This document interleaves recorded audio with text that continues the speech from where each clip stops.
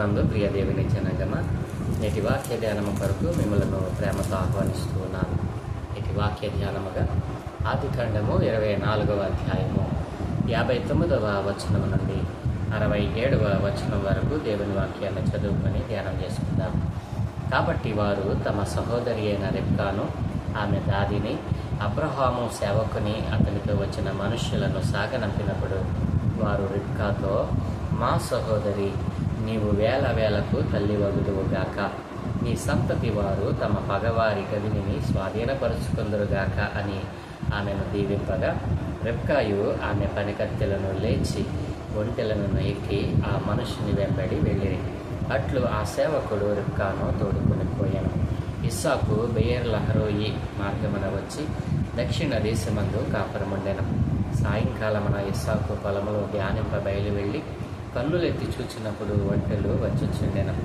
రెబ్కా కన్నులెత్తి ఇస్సాకును చూచి ఒంటి మీద నుండి దిగి, మనలను ఎదుర్కొనుటకు పొలములో నడుచుచున్న ఆ మనుష్యుడు ఎవరని ఆ దాసుని అడుగగా, అతడు, ఇతడు నా యజమానుడని చెప్పెను గనుక ఆమె ముసుగు వేసుకొనెను. అప్పుడు ఆ దాసుడు తాను చేసిన కార్యములన్నీ ఇస్సాకుతో వివరించి చెప్పాను. ఇస్సాకు తల్లి అయిన శారా గుడారములోనికి ఆమెను తీసుకొని పోయాను. అట్లు అతడు రెబ్కాను పరిగ్రహింపగా ఆమె అతనికి భార్య ఆయను. అతడు ఆమెను ప్రేమించెను. అప్పుడు ఇస్సాకు తన తల్లి విషయమై దుఃఖ నివారణ పొందెను. ఆమె ప్రభునందు ప్రియ దేవుని పిల్లారా, చదవబడిన లేఖనమని వెంటనే ప్రార్థన చేద్దాం. మమ్మల్ని మిక్కిలిగా ప్రేమించుచున్న మా ప్రియ తండ్రి, గొప్ప దేవ, మీ ఘనమైన అతి పరిశుద్ధమైన నామానికి స్తోత్రాలయ. ఏ మంచి లేని మా జీవితంలో మరొక నూతన దినాన్ని దయచేసినందుకే స్తోత్రాలు తండ్రి. ఈరోజు మేము చదువుకున్న ఈ లేఖన భాగాన్ని మా కొరకు దీవించండి. ఈ లేఖన భాగంలో నుండి కూడా కొన్ని ఆత్మీయ పాఠాలు మీరే మాకు బోధించి నేర్పించమని యేసయ్య పరిశుద్ధ నామమున ప్రార్థించి వేడుకుంటూ ఉన్నాము తండ్రి. ఆమేన్. ప్రభునందు ప్రియ దేవుని జనాంగమ, ఆదికాండము 24వ అధ్యాయంలో మరి అబ్రహాము తన కుమారుడైన ఇస్సాకుకు మరి వివాహం చేయదలిచినప్పుడు మరి కనాను స్త్రీలలో ఒకతను కాక తన బంధువుల యొద్దకు వెళ్ళి తన కుమారునికి భార్యను తీసుకుని రమ్మని తన పెద్ద దాసులలో నమ్మకస్తులైనటువంటి మరి దమస్కు ఎలియాజరును ఆయన మరి ఎన్నుకొని ప్రమాణము చేయించుకొని తన బంధువుల యొద్దకు పంపడం, మరి ఆ రీతిగా మరి అబ్రహాముతో ప్రమాణం చేసి బయలుదేరి వెళ్ళిన ఎలియాజరును మరి మార్గములో దేవునిపైన ఎలా ఆధారపడ్డాడో, మరి అబ్రహాము దీవించినట్లుగా మరి యెహోవా దూత నీకు ముందుగా వెళ్ళి నీ కార్యములన్నిటినీ సఫలం చేస్తుందని మరి ఉత్తరం ఇచ్చినప్పుడు మరి ఆ మార్గములో ఎలియాజరు ప్రార్థనాపూర్వకంగా ఒక సూచన దేవుణ్ణి అడగడం, మరి అదే రీతిగా దేవుడు మరి ఆ సూచనకు మరి ప్రతిఫలంగా రెబ్కాను చూపించడం, మరి రెబ్కా తల్లిదండ్రులతో మరి ఇంటికి వెళ్ళి వారితో జరిగిన విషయాలను ముచ్చటించడం, మరి మీకు ఇష్టమైతేనే మరి ఈ కార్యము చేయండి అన్నప్పుడు మరి ఆ కుటుంబము మరి దేవుని చేత ఆశీర్వదింపబడినటువంటి కుటుంబంగా, మరి అబ్రహాము యొక్క నమ్మకత్వము, మరి యథార్థత, భక్తి జీవితమును ఎరిగినటువంటి వారిగా మరి ఆ యొక్క కుమార్తెను పంపడానికి ఇష్టపడడం, మరి ఆ కుమార్తె కూడా మరి వెళ్ళటానికి ఇష్టపడడం, ఈ మొదలగు విషయాలన్నిటినీ కూడా నన్ను మనం ధ్యానం చేశాం. అవును, దేవుడు మార్గములోనే కార్యములను సఫలం చేసేటువంటి దేవుడు. మరి ఈ కార్యము యెహోవా వలననే తప్ప మరి దేని వలన కలగలేదు అని ఆ కుటుంబం అంతా నమ్మడం మరి నిన్నటి దినాన మనం ధ్యానం చేశాం. తరువాత ఏం జరిగిందో ఈరోజు మరి మిగతా భాగాన్ని మనం ధ్యానం చేద్దాం. విద్యాన్ పిల్లరా, ఈరోజు మరి మనం చదువుకున్న 59వ వచనంలో, కాబట్టి వారు తమ సహోదరి అయిన రెబ్కాను, ఆమె దాదిని, అబ్రహాము సేవకుని, అతనితో వచ్చిన మనుష్యులను సాగనంపినప్పుడు వారు రెబ్కాతో మరి ఈ దీవెన మాటలు పలకడం మనం చూస్తూ ఉన్నాం. ఏమిటవి? వారు రెబ్కాతో, మా సహోదరి, నీవు వేల వేలకు తల్లి వగుదువుగాక, నీ సంతతి వారు తమ పగవారి గవిని స్వాధీనపరుచుకుందరుగాక అని రెబ్కాను దీవించడం మనం చూస్తూ ఉన్నాం. ఇదేం పిల్లలారా, మరి రెబ్కా యొక్క తల్లిదండ్రులు రెబ్కాను మరి ఆ దాసునితో మరి పంపించడానికి, సాగనంపడానికి వారు బయలుదేరి వచ్చినప్పుడు రెబ్కాతో వారు అంటున్నారు కదా, మా సహోదరి, నీవు వేల వేలకు తల్లి వగుదువుగాక అని వారు రిబ్కాను దీవించడం మనం చూస్తూ ఉన్నాం. ఇదేం పిల్లరా, ఇలాంటి దీవెన వచనాలు, ఈ దీవెన వచనాలు ఏ కుటుంబంలో మరి మనం చూస్తాం అంటే, మరి దేవునిలో నమ్మకస్తులైన వారు, దేవునితో సహవాసం చేసేవారు, దేవునితో మరి తమ సమస్యలన్నిటినీ కూడా దేవుని సన్నిధిలో పెట్టి దేవుని సన్నిధిలోనే వాటిని పొందుకునేటువంటి వారు, దేవుడంటే భయమును భక్తి కలిగిన వారు ఇలాంటి ఆశీర్వచనాలు పలకగలరు. నా ప్రియ దేవుని జనాంగమా, ఈరోజు మన గృహాలలో, మన కుటుంబాలలో అనేక వివాహాలు జరుగుతూ ఉన్నాయి. మరి ఒక కుమార్తెను ఒక కుమారుడికి ఇచ్చి పెళ్లి చేయాలన్నా, ఒక కుమారుడికి ఒక కుమార్తెను ఇచ్చి వివాహం చేయాలన్నా, ఇదేం పిల్లరా, మనం ఏం చూస్తాం? వెనుకున్నటువంటి మరి ఆస్తిని, బలగమును చూస్తాం. కానీ నా ప్రియ దేవుని జనాంగమా, ఒక క్రైస్తవ కుటుంబం, రక్షింపబడినటువంటి కుటుంబం ఏం ఆలోచన చేయాలో తెలుసా? మరి జతపరచబడబోయేటువంటి వ్యక్తులు ఇరువురు కూడా మరి దైవ సంబంధమైన భక్తిలో, మరి యథార్థతలో, నమ్మకత్వంలో నీతిమంతమైన కుటుంబము కలిగిన వారా? మరి వారి భక్తి జీవితము దేవుని పట్ల మరి నిజమైనదేనా? వారి విశ్వాస్యత దేవునిలో నిలకడగా ఉందా? ఇట్లాంటి విషయాలను మనము మరి ఆలోచన చేయాలి. కానీ వారి వెనుకున్నటువంటి ఆస్తినో, వారి వెనుకున్నటువంటి ధనమునో, వారికి ఉన్నటువంటి పలుకుబడిను చూసి మనము మన పిల్లలను మరి మరి వివాహాలు, పెళ్లి చేయడానికి నిశ్చయించకూడదు. ఇదేని పిల్లలారా, అబ్రహాము కోరిక ఏమిటి? మరి శపింపబడిన వారిలో మరి ఆ యొక్క మరి జనములో నుండి నా కుమారుడికి భార్యగా రాకూడదు. ఇదేం పిల్లరా, మరి నా బంధువుల యొద్ద నుండి నా కుమారుడికి మరి భార్య రావాలని చెప్పి ఆశపడ్డాడు.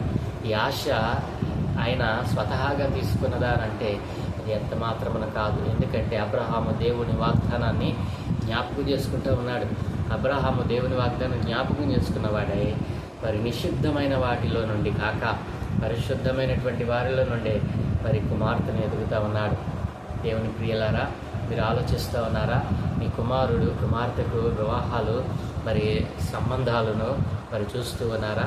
ఎలాంటి సంబంధాలు మీరు మరి వెతకాలో అబ్రహాము జీవితంలో నుండి మనం నేర్చుకోవచ్చు. ఇదేం పిల్లారా? కాబట్టి అబ్రహాము కలిగిన ఆలోచన ఈ రోజున రక్షింపబడిన ప్రతి కుటుంబం ఆలోచిస్తే కుటుంబాలన్నీ కూడా దేవునిలో కట్టబడతాయి. ఈ రోజున కుటుంబాలు శిథిలమైపోవటానికి, మరి ఆత్మీయంగా ప్రారంభించి మధ్యలోనే రాలిపోవడానికి, రద్దలైపోవడానికి కారణం ఏంటో తెలుసా? ఆత్మీయ కుటుంబంలోనికి ఆత్మీయత లేని వారిని ఆహ్వానించి వారిని వివాహాలుగా, పెండ్లిగా మరి సమకూర్చుకొని నష్టపోయిన వారు అనేక మంది ఈ లోకంలో మనం చూస్తూ ఉన్నాం. మరి ఆత్మీయతలో కుటుంబాన్ని ప్రారంభించి మరి చెడిపోయిన కుటుంబాలుగా అనేక మంది మారడానికి కారణం ఏంటో తెలుసా? ఆత్మీయత కలిగిన కుటుంబంలోనికి పరిశుద్ధత లేని వారు ప్రవేశించి మరి ఆ కుటుంబాన్ని చిన్నాబంధనం చేయటం మనం చూస్తూ ఉన్నాం. మరి అబ్రహాము తన కుటుంబం అలా కావడానికి ఇష్టపడలేదు. అవును, నిజమైన నమ్మకత్వం కలిగిన వారు, నీతిమంతమైన జీవితం జీవించేవారు, దేవునితో సహవాసం చేసేవారు, వాక్యానుసారమైన జీవితం కలిగిన వారు ఈ పనులు మాత్రమే చేయగలరు. నా ప్రియ దేవుని జనాంగమా, ఇప్పుడు రిబ్కా మరి ఇస్సాకుకు భార్యగా మరి వెళ్ళబోతా ఉంది. వెళ్ళిపోయే సమయంలో ఆ కుటుంబం ఏమని ఆశీర్వదిస్తుందో తెలుసా? నా సహోదరి, నా కుమార్తె, నువ్వు వేల వేలకు తల్లి అవుతావని చెప్పి దీవిస్తూ ఉంది. అంతేకాదు, నీ సంతతి వారు పగవారి గమనిని స్వాధీనపరుచుకుంటారు అని ఆ కుటుంబం అనడానికి కారణం ఏమిటి? దేవుని యొక్క ఏర్పాటులో ఆ కుటుంబం ఉంది. దేవుని ఏర్పాటులో ఆ కుటుంబం ఉండబట్టే దేవుడంటే భయభక్తులు కలిగిన వారిగా ఆ మాటలు పలకడం మనం చూస్తూ ఉన్నాం. నా ప్రియ దేవుని పిల్లలారా, మన కుమార్తెను మరొకరికి ఇచ్చేటప్పుడు కూడా మనం అలాగనే చెప్పాలి అని అంటే ఆ అవతల వారికి అలాంటి భక్తి, విశ్వాస్యత వారు కలిగి ఉండాలి. ఇదేం పిల్లరా, అలాంటి వారిని మనము మరి మన ఇంటికి ఆహ్వానించినట్లయితే మనకు ఆశీర్వాదం, వారికి కూడా ఆశీర్వాదం, దేవుని దీవెనలు నిండుగా మెండుగా ప్రతినిత్యము ఉంటాయి. నా ప్రియ దేవుని పిల్లలారా, మరి ఆ రీతిగా మరి రిబ్కాను వారు ఆశీర్వదించి మరి ఆ యొక్క దాసునితో పంపడం మనం చూస్తూ ఉన్నాం. ఇక ఇస్సాకు మరి ఏం చేస్తూ ఉన్నాడు? ఈ యొక్క విషయాలన్నీ కూడా మరి రిబ్కా ఇంటి దగ్గర జరుగుతూ ఉన్నాయి. ఇస్సాకు అయితే మరి ఆ యొక్క బెహెర్ లెహరు ఈ మార్గమును వచ్చి దక్షిణ దేశమందు కాపురం ఉంటూ సాయంకాలం ఇస్సాకు పొలంలో ఏం చేయటానికి వెళ్ళాడంటే ధ్యానింపడానికి ధ్యానించడానికి మరి ఆయన బయలు వెళ్ళాడట. సాయంకాలం మందు ధ్యానం చేయటం ఇస్సాకుకు అలవాటు. ఇది ఎక్కడి నుంచి వచ్చింది? కుటుంబంలో తండ్రి తల్లి చేసినటువంటి ఆ భక్తి జీవితాన్ని చూసినటువంటి ఇస్సాకు ఉదయ సాయంకాలమున ధ్యానం చేయటం ఇస్సాకుకు అలవాటు. ప్రియదేవుని పిల్లలారా, తండ్రి ఏమో కుమారునికి భార్యను వెతకడానికి దాసుని పంపించాడు. కుమారుడేమో ఉదయము సాయంత్రము దేవుని సన్నిధిలో ధ్యానించే అలవాటును కలిగి ఉన్నాడు.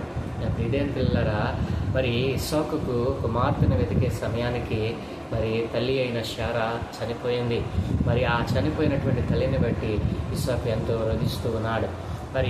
ఆ యొక్క వేదన అనుభవిస్తున్నటువంటి సమయంలో కూడా ప్రభువుని ధ్యానించటం, ప్రభువుకి ప్రార్థన చేయటం మానలేదు. దేవుని పిల్లరా, చూసారా ఇస్సాకు ఎందుకు ఇంత భక్తి శ్రద్ధలను కలిగి ఉన్నాడు? తన తల్లిదండ్రులు కలిగి ఉన్నటువంటి ఆ భక్తి శ్రద్ధలను బట్టే వారు చేసినటువంటి ఆ కార్యములు కుమారునికి కూడా అవి వారసత్వంగా వచ్చినాయి. ప్రియదేవుని పిల్లరా, ఈ రోజున కూడా మన పిల్లలు కూడా మన భక్తి విశ్వాస్యతను చూసి వారు కూడా భక్తిలో పెరుగుతూ ఉన్నారా? నీ భక్తి విశ్వాస్యత, నీ యొక్క ప్రార్థన జీవితం, నీ ఆత్మీయ జీవితం నీ పిల్లలకు మాదిరికరంగా ఉందా? నీవు ఎలా జీవిస్తూ ఉన్నావు? ఎలా పడితే అలా జీవిస్తూ నీ కుటుంబంలో నీ పిల్లలు గొప్పవారు కావాలని, విశ్వాసంలో ఎదగాలని ఆశపడతా ఉన్నావా? నీ ఆశ నిష్ఫలమే కదూ. నీవు భక్తిగా లేకుండా, నీవు ఆత్మీయంగా జీవించకుండా నీ కుమారులు నీ కుమార్తెలు వర్ధిల్లాలేనంటే అది ఎలా సాధ్యం? వర్ధిల్లింపజేసేవాడు దేవుడే కదా. ఆ దేవునికి నీవు భయపడకుండా నీ కుమారులు కుమార్తెలు భయపడాలనే ఆలోచన కలిగి ఉంటే అది వ్యర్థమే. నా ప్రియదేవుని పిల్లలారా, ఇస్సాకు ఉదయము సాయంత్రము దేవుని సన్నిధిలో గడిపే అలవాటును కలిగి ఉన్నాడు. ఆ కారణాన్ని బట్టి దేవుడు ఆశీర్వాదాల వెంట ఆశీర్వాదాలను దయచేశాడు. నా ప్రియదేవుని పిల్లలారా, ఈరోజున ఇస్సాకు ఎలాగున తల్లిదండ్రుల నుండి ఆ యొక్క ఆత్మీయ జీవితాన్ని పొందుకున్నాడు. నీవు నీ పిల్లలకు అదే ఆత్మీయ జీవితాన్ని అందించగలుగుతా ఉన్నావా? దేవుని పిల్లరా, ఇక తర్వాత మనం చూస్తే ఇస్సాకు పొలంలో ధ్యానికి వెళ్ళినప్పుడు రెబ్కా ఒంటిల మీద నుండి దిగి చూస్తూ ఆ యొక్క సన్నిధిలో గడుపుతున్నటువంటి ఇస్సాకును చూసి ఆ దాసుని అడుగుతుంది, ఏమని? మనల్ని ఎదుర్కొనటానికి వస్తున్న ఆ యవనస్తుడు ఎవరు అని అంటే అతడే నా యజమానుడు అన్నప్పుడు ఒంటిల మీద నుండి వెంటనే రెబ్కా దిగి తన ముఖం మీద ముసుగు వేసుకున్నట. ప్రియదేవుని పిల్లరా, భార్య భర్తకు లోబడాలి అనేటువంటిది అక్కడ నుండి మనం చూస్తూ ఉన్నాం. ప్రియదేవుని పిల్లరా, యజమానుని దగ్గర దాసుడు ఎలా ఉండాలి? ఒదిగి ఉండాలి. అలాగుననే భార్య తన భర్తకు ఎంతగానో ఒదిగిపోవాలి. భార్య భర్తను గౌరవించాలి. ఎప్పుడైతే ఆ దాసుడు అతడే నా యజమానుడు అని చెప్పినప్పుడు ఒంటిల మీద నుండి త్వరగా దిగి ముఖం మీద ముసుగు వేసుకున్నట్టండి. ఇదేం పిల్లారా, ఆ రీతిగా ఇస్సాకు రెబ్కాల వివాహము అక్కడ జరిగినట్లుగా వారు ఆ రీతిగా ఒకటైనట్లుగా మనం చూస్తూ ఉన్నాం. ఇస్సాకు రెబ్కాను ప్రేమించాడట. ఇస్సాకు తన తల్లి విషయమై దుఃఖ నివారణ పొందాడట. ఇదేం పిల్లారా, ఎప్పుడైతే రెబ్కా ఇస్సాకుకు జతపరచబడిందో తన తల్లి విషయమైనటువంటి దుఃఖమును రెబ్కా నివారించిందట. అంటే దాని అర్థం ఏమిటి? ఇదేం పిల్లారా, రేపటి దినాన రెబ్కా జీవితంలో నుండి కొన్ని ఆత్మీయ పాఠాలు మనం నేర్చుకుందాం. తల్లి చనిపోయినటువంటి ఆ దుఃఖ నివారణ భార్యగా వచ్చినటువంటి రెబ్కా తీర్చగలిగింది. ఎందుకు తీర్చగలిగింది అనేటువంటి విషయాలను రేపటి వాక్య ధ్యానంలో మనం ధ్యానం చేద్దాం. ఇదేం పిల్లలారా, ఆశీర్వదించబడిన కుటుంబం ఎలాగున ఆత్మీయతలో ముందుకు కొనసాగుతుందో, ఆశీర్వదింపబడిన కుటుంబంలోనికి ఎలాంటి బిడ్డలను మనం ఆహ్వానించాలో, ఎలాంటి వారిని వివాహాలు చేసుకోవాలో అబ్రహాము తన కుటుంబంలో నుండి కొన్ని ఆత్మీయ పాఠాలు మనకు నేర్పించారు. అదే ఆత్మీయ జీవితం తన కుమారుని కూడా అలవాడేటట్లుగా దేవుడు కృప చూపాడు. అవును, నీ పిల్లలు వర్ధిల్లాలంటే, నీ కుటుంబంలో నీ పిల్లలు మంచి కుటుంబాలలోనికి, ఆత్మీయత కలిగిన కుటుంబాల్లోనికి వారు ఇవ్వబడాలి అని అంటే మొదట నీవు దేవునిలో ఆత్మీయ జీవితాన్ని సంపాదించాలి, పరిశుద్ధమైన జీవితాన్ని సంపాదించాలి. నీ ఆత్మీయ జీవితం, నీ ఆత్మీయమైనటువంటి ఎదుగుదల నీ పిల్లలు చూసి వారు కూడా అదే ఆత్మీయతలో కొనసాగేటట్లు దేవుడు కృప చూపుతాడు. నీవే లోకంతో స్నేహం చేస్తూ చెడిపోయినటువంటి ఆలోచన కలిగి నీ కుమారులకి మాత్రం మంచి భవిష్యత్తుని వలన ఆశపడితే అది దేవుడు ఆశీర్వాదంగా మారుస్తాడా? ఒకసారి ఆలోచన వచ్చాయి.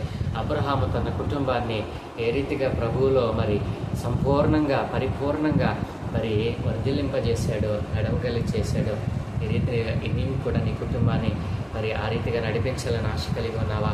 ఇస్సాకు కలిగి ఉన్న భక్తి జీవితం రెబ్కా తన జీవితంలోకి వచ్చిన తర్వాత తల్లి విషయమైనటువంటి గొప్ప నివారణ పొందాడంటండి. హల్లెలూయా! ఎంత గొప్ప విశ్వాస్యత కలిగిన కుటుంబం. ఈరోజు అబ్రహాము ఇస్సాకుల నుండి వారి జీవితంలో, వారి కుటుంబంలో అడుగుపెట్టిన రెబ్కా జీవితంలో నుండి కూడా అనేకమైన పాఠాలు దేవుడు మనకు నేర్పిస్తూ ఉన్నాడు. రెబ్కా చూపినటువంటి ఆ యొక్క వినయం, అతడే నా యజమానుడు అన్నప్పుడు ఆయనను గౌరవించింది. వెంటనే వంటల నుండి దిగి కిందకు దిగిపోయింది. దేని పిల్లరా ముసుగు వేసుకుంది. ముసుగు దేనికి సూచన తెలుసా? యజమానునికి గౌరవాన్ని, ఆయన మీద ఉన్నటువంటి ఆ యొక్క ప్రేమను తెలియజేస్తూ ఉంది. నా ప్రియ దేవుని జనాంగమా, ఈరోజున నీ కుటుంబం కూడా యజమానుడైనటువంటి, రాజులకు రాజు, ప్రభులకు ప్రభు అయిన ఆ దేవాది దేవునికి భయపడుతున్నటువంటి కుటుంబంగా ఉందా? నీ పిల్లలు దేవునిలో ఎదుగుతూ ఉన్నారా? నీ ఆత్మీయ జీవితం నీ పిల్లలకు ఒక గొప్ప మార్గమును ఏర్పాటు చేసిందా? ఒకవేళ నీ పిల్లలు లోకంతో స్నేహం చేస్తూ ఉన్నారా? ఎలాంటి వారు నీ ఇంటిలోనికి తేవాలని ఆశపడతా ఉన్నాం? ఎలాంటి వారిని నీ పిల్లలకు భార్యలుగా, భర్తలుగా చేయాలని ఆశపడతా ఉన్నాం? ఈరోజునే నీ కుటుంబాన్ని మొదట నువ్వు కట్టుకో. ఆత్మీయతలో, పరిశుద్ధతలో నీ కుటుంబాన్ని కట్టుకో. నీ ఇంటిలోనికి వచ్చేవారిని కూడా అలాంటి వారే రావాలని ప్రభు పాదాల చెంత వేడుకో. అబ్రహాము వేడుకున్నట్లుగా, అబ్రహాము తలంచినట్లుగా నీవు కూడా తలస్తూ ఉన్నావా? అలాంటి తలంపులు నా దేవుడు మీకు, మీ కుటుంబాలలో నూతనముగా పుట్టించునుగాక. ఆమేన్. ఈ పాట మనం ఇక్కడితో ముగిద్దాం. రేపటి దినాన మరొక అంశాన్ని మనం ధ్యానం చేద్దాం. ప్రార్థన. దయగలిగిన తండ్రి, కృపగలిగిన దేవ, నీ ఘనమైన ఉన్నతమైన మనకి స్తోత్రాలయ్యా. ఏ మంచి లేని మా జీవితంలో మరొక నూతన దినాన్ని దయచేశారు తండ్రి.